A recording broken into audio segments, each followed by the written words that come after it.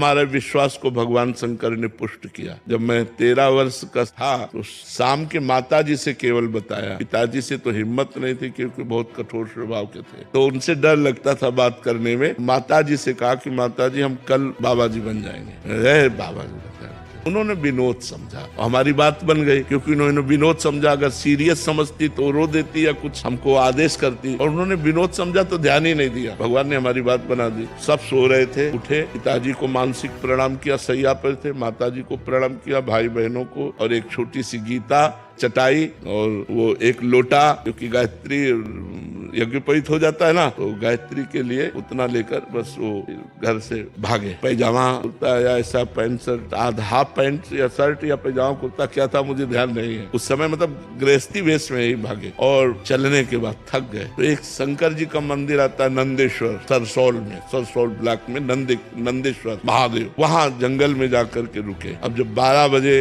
भूख लगी, क्योंकि सुबह से कुछ न कुछ घर में मिल जाता था, सुबह तो मिला नहीं, चलते चले आए। अब दोपहर के 12 बज गए, भूख लगी, तो पहली बार हमारे मन में प्रश्न उठा, कैसे जीवन निर्वाह होगा, जीवन निर्वाह कैसे होगा, कहाँ रहेंगे, कहाँ जाओगे। तुरंत हम कहा ये तो हमको परास्त कर देगा प्रश्न। तुरंत हम कहा भगवान जैसे रखेंगे, हम भूखों मर जाएंगे लेकिन घर नहीं जाएंगे, हर कष्ट सहेंगे। इतने में एक आदमी आ गया, हमारे विश्वास को भगवान ने तुरंत पुष्ट किया। एक आदमी आ गया, उसने कहा बच्चा यहाँ एक सूर स्वामी रहते थे, जानते हो क्या? हम कहा हम यहाँ नए आए, हम जानते किसी को नहीं। कमंडल खोला, 1 लीटर दही होगा, मीठा दही, गांव के दूध गड़वा का लाल दही, लाल रंग का हो गया। बोला तुम पी लो, अब हम वापस नहीं ले जाएंगे, उनके लिए लाए थे, वो है नहीं तो आप पी लो। वो संत कहीं चले गए होंगे, हमें सब कुछ लगे। हम कहा हम क्यों पी ले?